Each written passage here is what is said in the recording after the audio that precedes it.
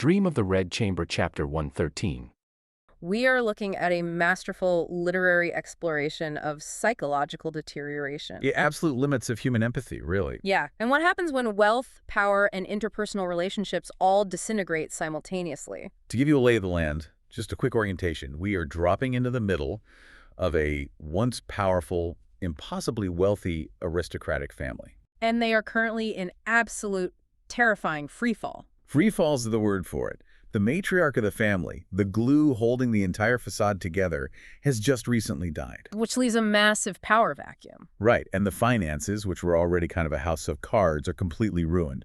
The debts are astronomical. Beyond what we can even comprehend, really. Yeah, and the characters trapped within this sprawling ancient estate, they're just fracturing under immense pressure. It is a pressure cooker of guilt, paranoia, and desperate survival. And you know, the setting is this wealthy ancient pavilion, but the core themes are strikingly modern. 100%. We are dealing with the crushing weight of guilt, the visceral panic of financial stress. The bitter, cold breakdown of a marriage. Exactly, and the deep, profound isolation of grief. You really don't need to live in an 18th century Chinese estate to understand these things. No, not at all. Anyone could understand the cold sweat of an insurmountable debt.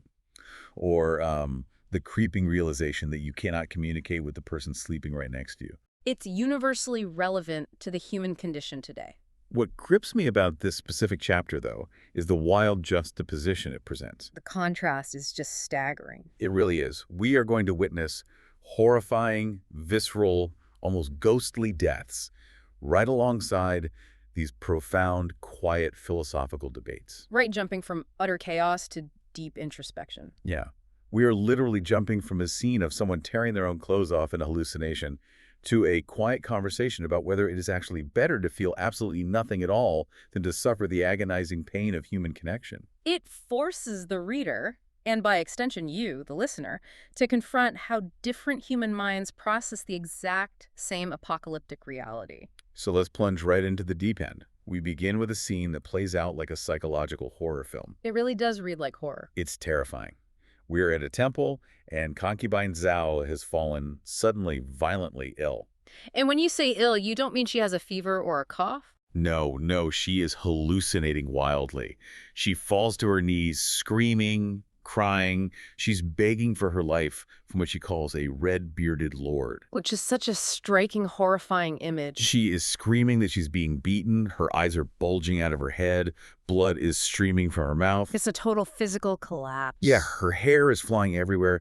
And the most disturbing detail, I think she starts tearing at her own clothes. Right, bearing her chest. Yeah, acting as if she is literally being flayed alive by invisible hands. The imagery there is incredibly visceral, and there is a very specific cultural and literary mechanism at work here. Oh, I'm glad you brought that up. Let's unpack that. So in much of traditional Chinese literature, there isn't that strict Cartesian dualism that we often see in Western traditions. The separation of mind and body, you mean? Exactly. The mind-body split isn't really a thing there. The state of the physical body is deeply, inextricably linked to the state of the soul. Or the moral character of the person. Right. What we are seeing here is the text using physical, gruesome deterioration to mirror spiritual corruption. Because concubine Zhao has quite the resume. Right. She's not exactly an innocent victim. To put it mildly, yeah. In the broader context of the story, she is known for having a long history of malicious, underhanded deeds. She's done some truly awful things. She has plotted against other family members. She's used dark magic.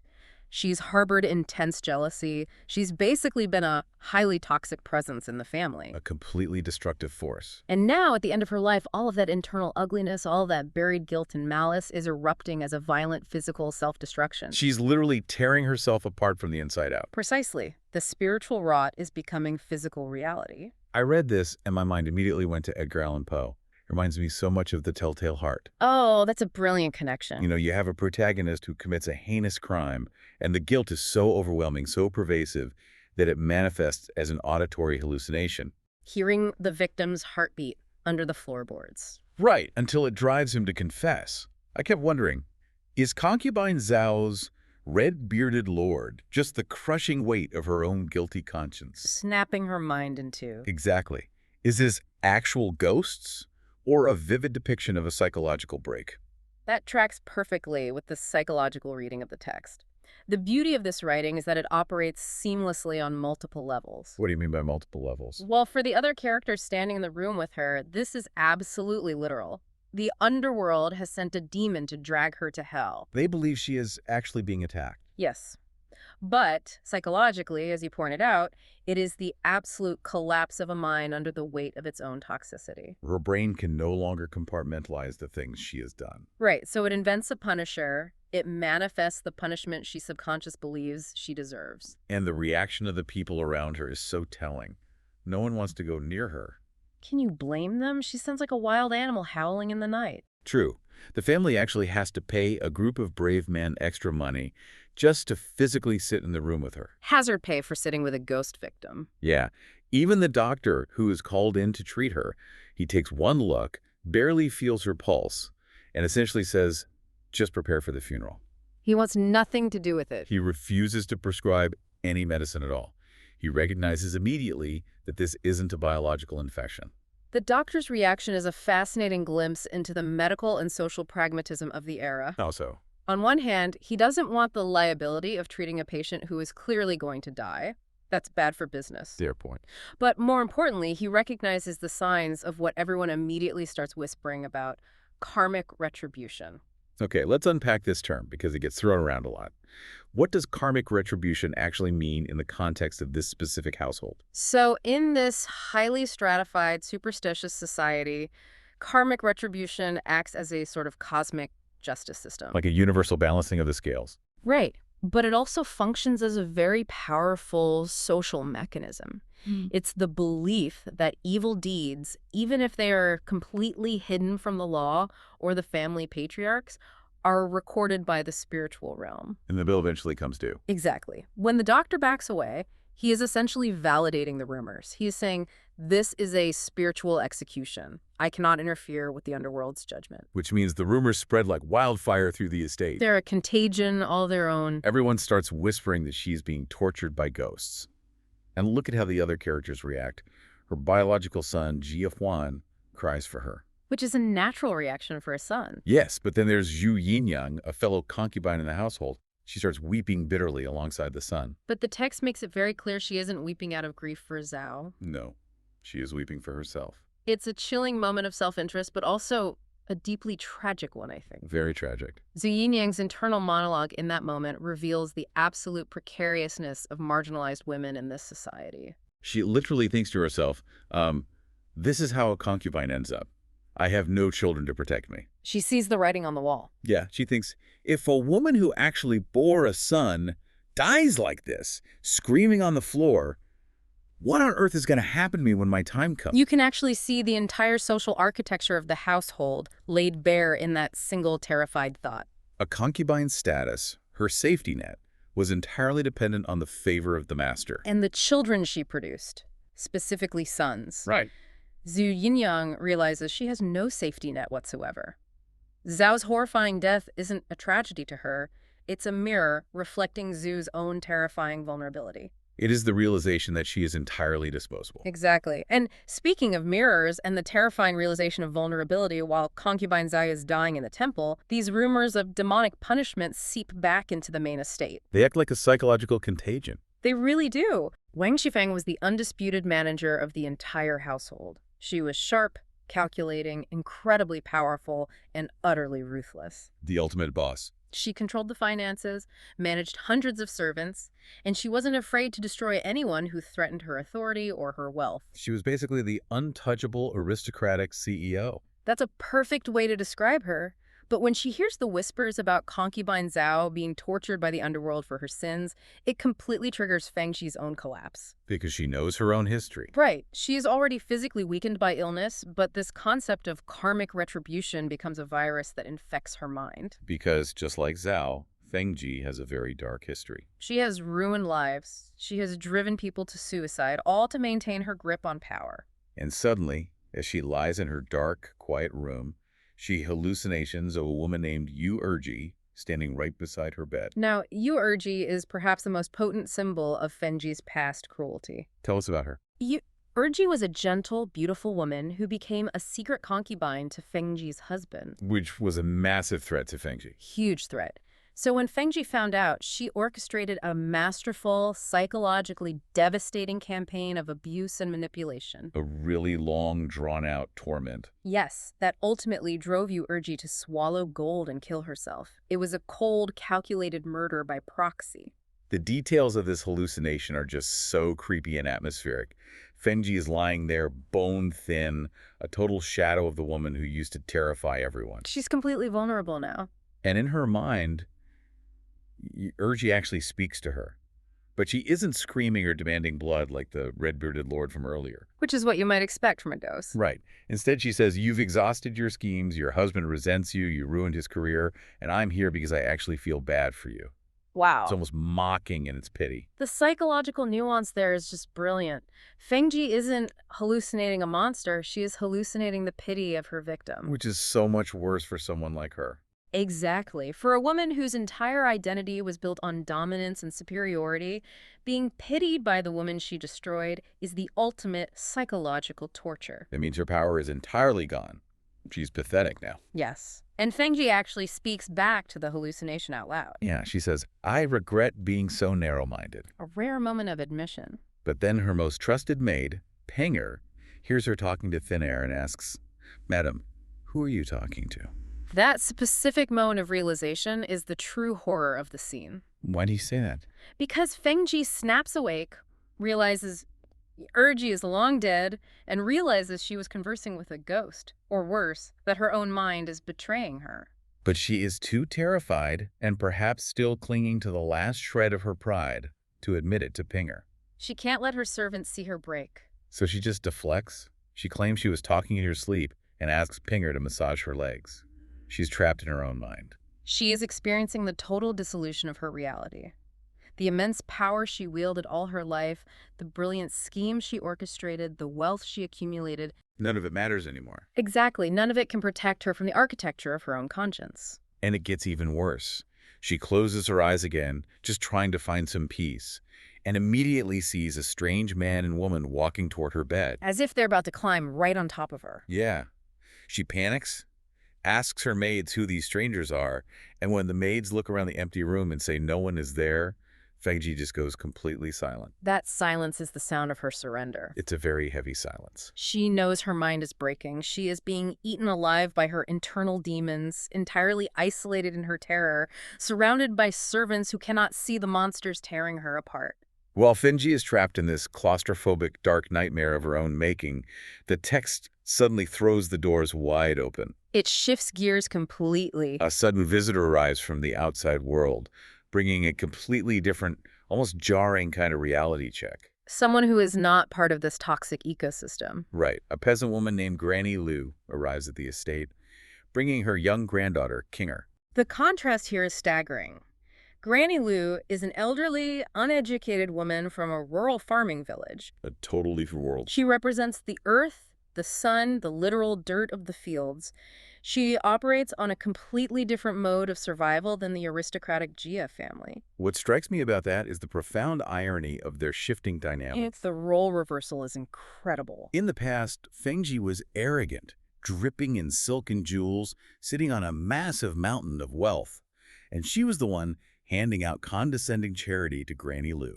Treating her like a beggar, essentially. But now, Fengji is desperately eager to see her. She practically begs for Granny Lu to be brought into the inner chamber. She needs that connection to the outside world. And when Granny Lu walks in and sees Fengji, she is shocked. She notes that Fengji is bone-thin and looks completely out of it. What we're witnessing is a total inversion of the social hierarchy, driven by the collapse of institutional power. Right, because the power structures are failing. Fengji controlled vast abstract wealth, ledgers, debts, social capital. But now, that abstract wealth is evaporating and her body is failing. While Granny Lu is thriving, relatively speaking. Granny Lu, who has always been at the absolute bottom of the social ladder, possesses something the aristocrats have lost: physical vitality and genuine resilience. We really need to look at the economics of this. Granny Lu sits down by the bed and just starts talking about her life in the village. Just sharing regular, everyday updates. She tells Fengji, If it wasn't for you, my family would have starved. Because Fengji gave her some money during a previous visit, Granny Lu's family was able to buy a few acres of land. They dug a well. They grew vegetables. They're surviving. They're actually doing okay. And when Granny Lu heard rumors in the village that the great Jia family was in financial trouble, she literally dropped her farm work and cried. She traveled all the way from the country. She rushed all the way to the city just to check on them. The genuine tears of Granny Lu stand in such a stark, painful contrast to the coldness of Fengji's own relatives. It really highlights the isolation we just discussed. Exactly. Think about it. Fengji's own husband, her extended family, they barely check on her unless they need the keys to a cabinet. They just want something from her. They are entirely consumed by their own financial panic and self-preservation. But this peasant woman, who owes them a debt of gratitude from years ago, is the only person who shows uncalculated empathy. It proves that true loyalty isn't bought with grand performative gestures. Precisely. It is forged in genuine human connection, which is a currency the aristocratic family has completely bankrupted. That's a great way to put it. Bankrupting human connection. The conversation then shifts to Fengji's young daughter, Qiuji. And this is where the class collision becomes explosive. Qiuji comes into the room, Yeah. and Granny Lu starts joking around with her. She says, I should be a matchmaker for you. Which is bold for a peasant to say to a noble daughter. Yeah, she says, I know you're used to silk and fine food, but in our village, we have wealthy farmers with thousands of acres of land and hundreds of animals. You wouldn't have gold and jade, but they are decent people, and you'd always have food. To understand the gravity of that moment, you really have to understand the rigid social stratification of the Qing dynasty. It was incredibly strict, right? For an aristocratic, noble family like the Jias, the idea of marrying a daughter to a rural farmer, even a wealthy farmer with 1,000 acres, would have been unspeakably insulting in the past. Like grounds for being thrown out of the house. It would be an absolute degradation of their social status. It would mean they had officially fallen out of the nobility. But Fengji doesn't get offended. She actually looks at Granny Lu and says, you go ask them. I'm willing to give her to them. And Granny Lu thinks she's just joking. Right, she thinks it's a dark joke. But Fengji is entirely serious. I have to use an analogy here because it just blows my mind. Go for it. It is exactly like a disgraced, bankrupt CEO of a massive Wall Street bank facing federal indictments, sitting in his empty foreclosed mansion. Okay, I can see the picture. And the only person who still visits him is the office janitor he gave a bonus to 5 years ago. And as the CEO is so desperate, he looks at the janitor and says, please, can my kid come work for your plumbing business? That is a brilliant modern equivalent. It perfectly captures the desperation. Right. The mighty have truly fallen. Fengji's intelligence hasn't left her. Her priorities have just brutally shifted. She realizes that the institutional power of the aristocracy is a sinking ship. The titles don't mean anything if you're starving. The gold, the jade, the titles, they are utterly worthless now. They can't stop the debt collectors, and they can't stop the ghosts. What matters is survival. Land. Oh, well. Vegetables. The very things she used to look down upon as vulgar and beneath her are now the only tangible things that offer true security. And she is so desperate for that security that she initiates this incredible spiritual exchange. It's a fascinating moment of transaction. She takes off a heavy, expensive gold bracelet from her own wrist and shoves it at Granny Lu. She begs Granny Lu to take the gold, go back to her village, and pray to her village gods for Fengji to get better and to protect her daughter. This transaction perfectly encapsulates the fundamental difference between their worldviews. How do you mean? Well, Fengji is still operating under the mechanisms of aristocratic materialism. She believes she can literally buy the favor of the gods. She thinks it's a financial transaction. She thinks spiritual salvation requires a massive payment, much like how she handled all her earthly problems, bribing her way out. But Granny Lu refuses the gold. She pushes it back and says, Auntie, we don't need that. In our village, when we make a vow to the gods, it only costs a few copper coins. It's a beautiful moment of grounded faith. She tells her, the gods don't want your gold. Just wait until you're better, and you can spend whatever you want.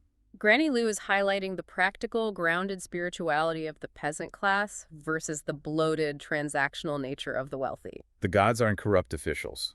Exactly. The village gods don't require bribes. They require genuine intent. Granny Lu offers Fengji something money cannot buy: authentic intercession and comfort. And for a brief, shining moment, Fengji actually finds a sliver of peace. She really does calm down. She feels secure knowing this pragmatic, honest woman is going to pray for her. She even tells her maids to leave the room so she can confide in Granny Lu about the ghosts and the hallucinations. She trusts the peasant woman more than her own family. It is a moment of profound vulnerability. It is. But of course, this is Dream of the Red Chamber. Right. So that fleeting moment of comfort is violently interrupted. Just as Fengji finds a tiny bit of spiritual relief, the harsh, unforgiving, ugly reality of her financial ruin literally stomps right through the door. The reality that walks through the door is Jialian, Fengji's husband. And the vibe shifts instantly. The shift in tone is architectural as much as it is emotional. We've just had this deeply intimate spiritual conversation between two women in the inner chamber. Very quiet, very personal. And then Jialian enters, completely ignores the fact that his wife is wasting away, sits in the outer receiving room, and starts making demands. He is absolutely furious. He's panting with rage and panic. He doesn't even offer a greeting. He's all business. He immediately demands the keys to Fengji's personal cabinets from Pinger the maid. He says they are short 4,000 to 5,000 silver taels for the deceased matriarch's funeral and other mounting debts. He's ready to liquidate everything. He needs to sell off Fengji's personal belongings, her last shred of security, just to cover the immediate cash flow problem. We really need to pause and explain what 4,000 to 5,000 silver taels actually means, because it sounds like a fantasy number to a modern listener. Yeah, let's contextualize that wealth. A tael was a unit of weight, roughly an ounce of silver. In the economy of this era, a single tael could feed a peasant family like Granny Lu's for an entire month. Wait, really? A single tael, so 4,000 or 5,000 taels is... It is an astronomical fortune. We are talking about millions of dollars in modern purchasing power. Just massive, massive wealth. And they are short this amount just for the funeral. That is insane. Why on earth would they spend millions on a funeral when the family is clearly bankrupt? I mean, they're broke. Because of the crushing pressure of Confucian filial piety. Ah, right. The societal expectations. In traditional Chinese society, filial piety, the respect and duty owed to one's parents and ancestors, was not just a moral suggestion. It was the absolute bedrock of the social and legal order. It was enforced, essentially. It functioned almost like a modern social credit score. If a noble family failed to provide a lavish, incredibly expensive funeral for their matriarch, it would signal to the entire empire that they were morally bankrupt. And financially insolvent. Exactly. So it's basically a massive PR campaign just to keep the creditors at bay. Yes. If they fail to put on the show, they lose all social standing, their credit dries up instantly, and they could face political ruin or even imperial punishment. That completely changes how I view Jialian in this scene. It adds a lot of necessary context to his panic. Initially, he looks like an absolute villain. He is incredibly callous. He sits in the outer room pacing, sweating over ledgers, and he actually blames the women for the family's ruin. He's lashing out at whoever is closest. He yells at Pinger, "The earlier messes were you're doing?" Meanwhile, his wife is dying in the next room. The architecture of the room really reflects the architecture of their marriage. How so? You have the outer room, which represents the public face, the ledgers, the external debts, the performative aspects of the family. Jialian is trapped there. Dealing with the external crisis. Then you have the inner room, representing the private, emotional, physical reality. Fengji is trapped there. Dealing with the internal psychological crisis. They are separated by a wall, but they might as well be on different planets. I have to push back a little on labeling Jialian as just a cold-hearted monster here, though. Let's hear it. I mean, yes, his behavior is abhorrent. He's being a terrible husband. But isn't he also just a victim of a massive systemic collapse? In many ways, yes. He has been tasked by his own father to find money that simply does not exist. He's holding the bag on a multi-generational Ponzi scheme of debt and extravagance. He's the one left to clean up the mess. He is desperately trying to maintain the facade so the family isn't literally thrown onto the streets. Can we really blame him for panicking? That is the brilliance of the text. It doesn't traffic in simple heroes and villains. It's way more complicated than that. Jialian is the manager of a bankrupt corporation trying to hide the insolvency from the shareholders. His callousness is a trauma response to an impossible financial reality. He's in full fight-or-flight mode. He has no emotional bandwidth left for his dying wife because he's terrified of absolute social ruin. It's a masterclass in contrasting human priorities. And Pinger, the maid, is caught right in the middle of it. She's in such an awful position. She has the keys to the cabinets, she knows Fengji is dying, and here's the husband demanding the last of their personal wealth. She sees both sides of the wall. Pinger cries out in sheer frustration, saying, "If you have something to say it clearly, even if it kills a person." She's begging for some humanity. She is crying over a human life, while Jialian is stomping his foot and crying over a balance sheet. And when Jillian finally looks into the inner room and sees Fengji clawing at the air, his reaction isn't to comfort her. Not at all. He stomps his foot and says, "If it's come to this, it's going to cost me my life." He's crying for himself. He's mourning the inconvenience of her dying, right when he needs her money and her managerial skills to help navigate the funeral logistics. It is the ultimate collapse of a partnership into pure transaction. It's so bleak. But what's fascinating here is that while this older generation, Geely and Fengji, is completely obsessed with money, ledgers, and physical survival, the younger generation in the estate is experiencing a completely different kind of crisis. They're living a completely different nightmare. They aren't worried about the balance sheets. They are facing an existential crisis of meaning. Which brings us to Baoyu. We shift perspectives completely away from the dying Fengji and the panicking Jillian, and we move to Baoyu, the young heir to the family. He is the emotional core of the younger generation. Baoyu is the poetic soul of the novel. He is currently distraught, but not over the millions in debt or the funeral costs. He doesn't even seem to care about the money. He is agonizing over rumors that Miaoyu, a beautiful and pure nun living on the estate, has been kidnapped by bandits. Baoyu's grief here is deeply philosophical. He hears these rumors. Some servants say she was kidnapped. Some maliciously whisper she ran away out of lust. Which is just awful gossip. But Baoyu believes she was taken by force and will probably die rather than submit. He is pacing his room, crying, and he starts reading the philosophy of Zhuangzi. For those of us who aren't familiar, who is Zhuangzi and why is Baoyu reading him right now? Zhuangzi was a foundational philosopher of Taoism. Okay, so a very different school of thought from Confucianism. Exactly.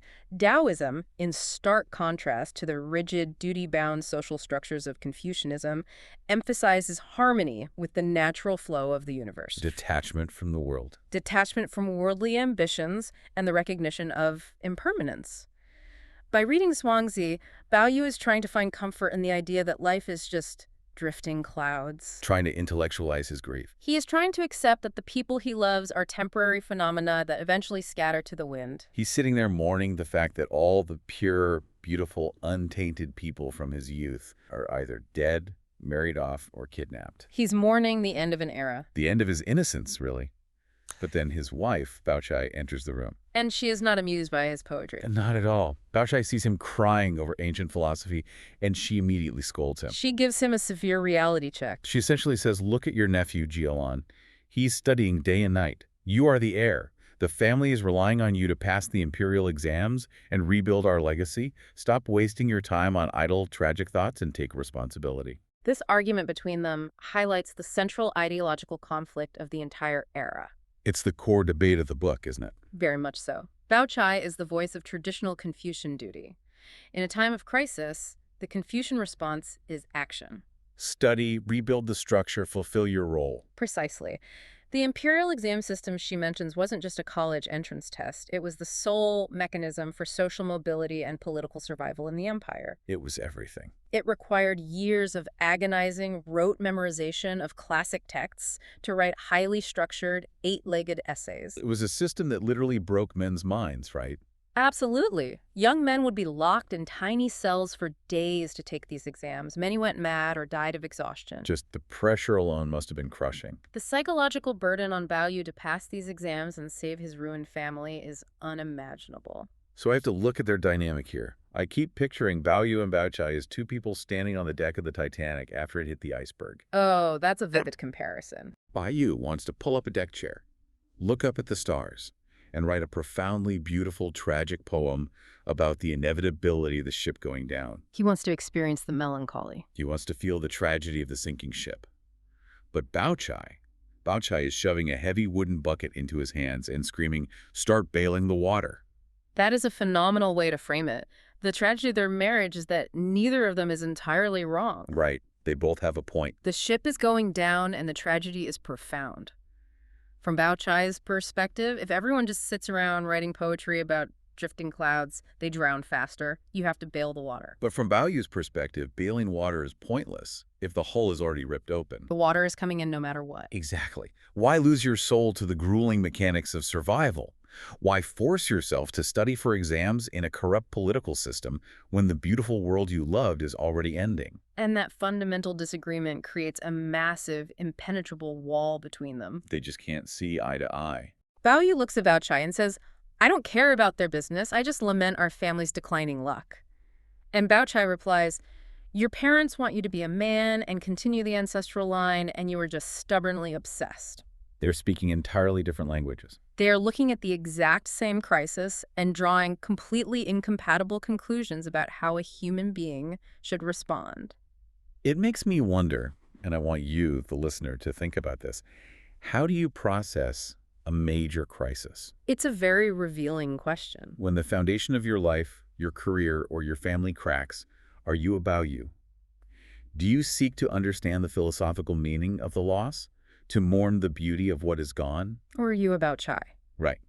Do you immediately focus on practical action, on fixing the problem, on doing your duty, no matter how emotionally numb it makes you feel? It is the eternal tension between feeling and doing. And because Baoyu cannot find any comfort in Bao Chai's rigid practicality, he feels incredibly lonely. He has no outlet for his grief.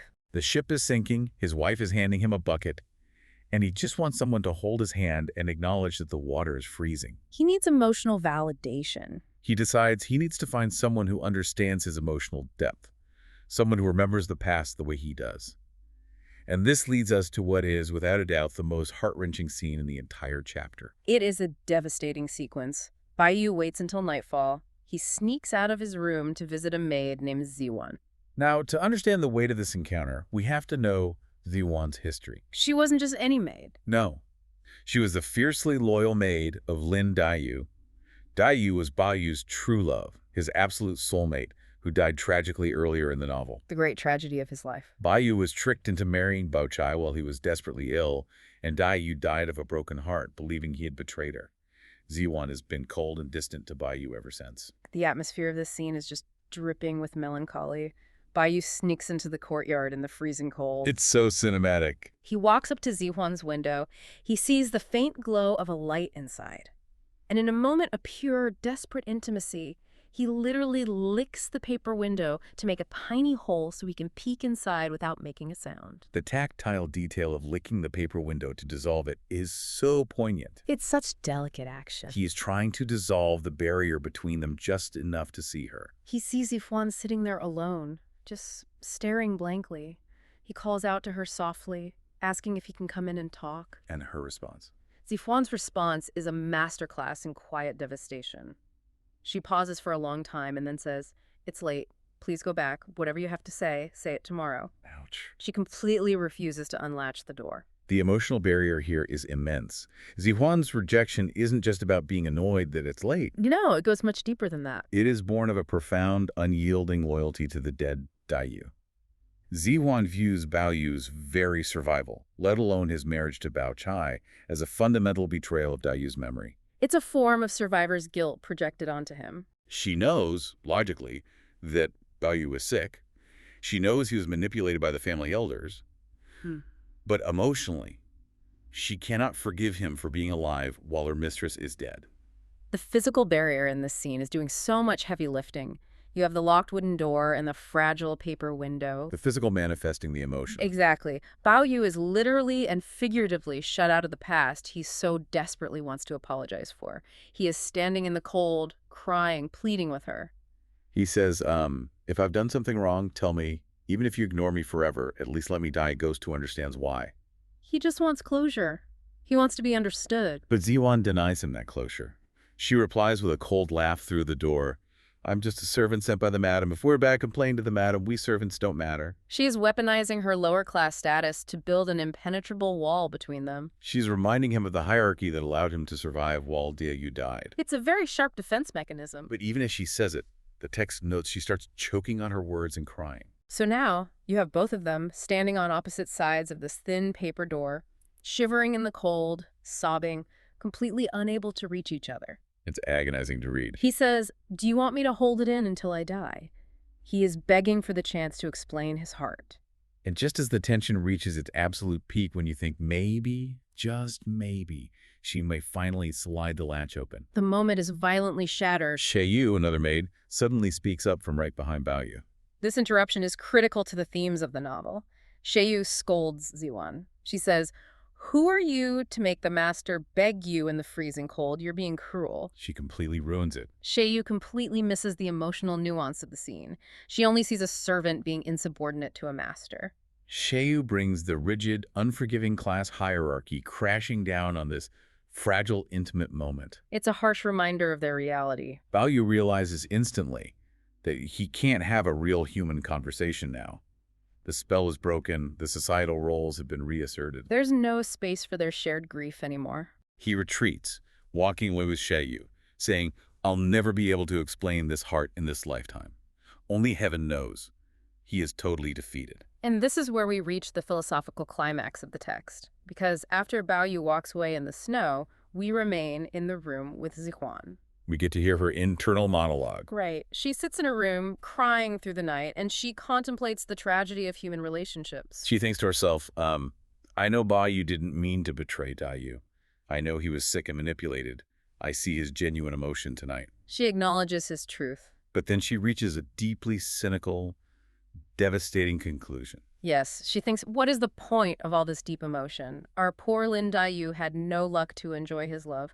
When it comes down to it, relationships just end in people either being clueless or crying under the moon. The dead don't know anything, and the living are just left with endless, agonizing pain. She looks at the wreckage around her. She has seen what happened to Daiyu's passion. She has seen what happened to Fenji's ambition. She has seen Bao Yu weeping in the snow. And she thinks the final, crushing thought, when I calculate it all, it is truly better to be unfeeling grass and wood without knowledge or feeling, so that the heart remains clean.